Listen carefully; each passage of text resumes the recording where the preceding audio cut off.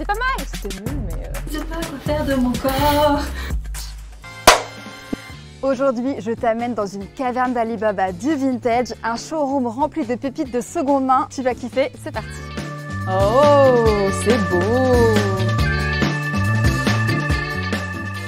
Aujourd'hui, je te montre comment chiner la maxi robe fleurie des années 70. Alors ok, il y a un petit côté petite maison dans la prairie, mais crois-moi, c'est hyper cool, c'est folk, c'est romantique, ça peut être très stylé. Et là, on a une très très belle sélection.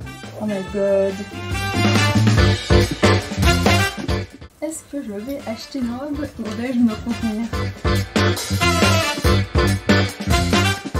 Ce genre de robe, c'est un mélange entre le mouvement hippie et l'époque édouardienne victorienne, donc fin 19e, début 20e. Faut regarder vraiment s'il y a des belles manches vaporeuses, si c'est bien long, les petits détails, les dentelles, les broderies et surtout avoir un col hyper romantique. Ensuite, tourne-toi vers les matières, les couleurs, les motifs qui te parlent. Là, par exemple, c'est 100% coton, il y a des jolies petites fleurs, il y a un très très beau col. Mais là, il y a une dominante quand même de carreaux et les fleurs, c'est beaucoup plus discret, c'est vraiment au goût de chacun. Et ce que j'adore, c'est le petit détail du nœud.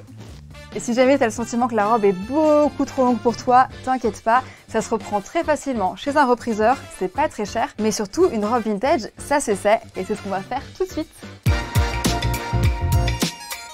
Alors on commence avec la première robe, elle est très romantique, il y a des belles manches vaporeuses, légèrement transparentes, un peu plissées, il y a un beau détail de broderie et de dentelle sur la poitrine, elle est magnifique. On passe sur la deuxième robe, c'est celle qui a le plus la vibe petite maison dans la prairie, mais elle est marron, qui est quand même une des couleurs les plus tendances de la saison.